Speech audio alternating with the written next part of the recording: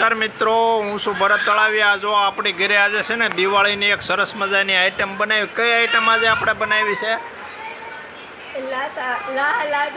લાહા લાડવા। લાહા લાડવા પેલા માણસો બહુ બનાવતા, હવે ઓછા બનાવે છે। લાહા લાડવા બને કેવી રીતે? ઓકે, આ દેરાણી જેઠાણીની જોડી છે એમ ને?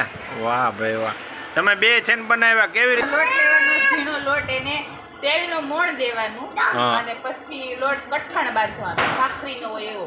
ત્યારબાદ એના મુઠિયા વળવાના અને એને તેલમાં તળી નાખવાનું અને પછી એને મિક્સરમાં પીસી નાખવાનું। એકદમ કરકરું દરદરું રે ની રીતે પીસવાનું।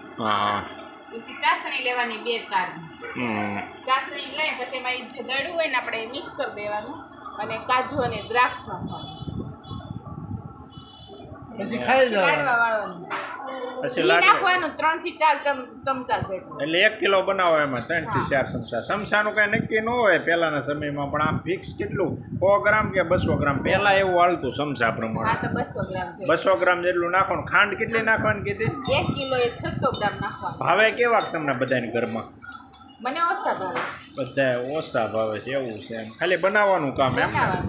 અને તને કેવા ભાવે છે? હે, બહુ ભાવે છે? એટલે ઘારી ને પછી જલેબી ને એના કરતા કેવું ભાવે છે? એની જેટલી ભાવે।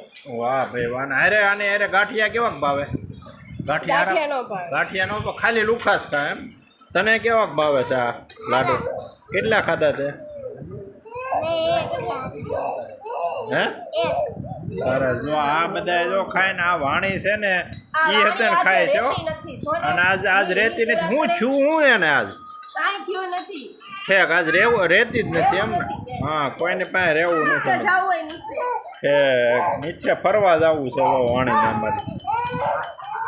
જો હવે એને આગળ નીચે લઈ જાય એટલે મજા પડી જાય હો, એને ફરવાની બહુ મજા આવે। બરાબર, બીજું શું બનાવ્યું છે આપણે? બીજો મમરાનો ચેવડો બનાવ્યો છે અને થોડીક લાલ તીખી સેવ બનાવી છે। તીખી સેવ મતલબ લાલ કલરની? હા, હજી બીજું થોડુંક બનાવવાનું છે, એ કાલ બનાવવાનું। ઓકે મિત્રો, જો મિત્રો આ રીતે દિવાળીની બધી આઈટમ આજે બની છે અને હવે આવતીકાલે પાછી અમુક આઈટમ બનવાની છે, એ હું તમને વિડીયો મૂકીને જણાવીશ, બરાબર?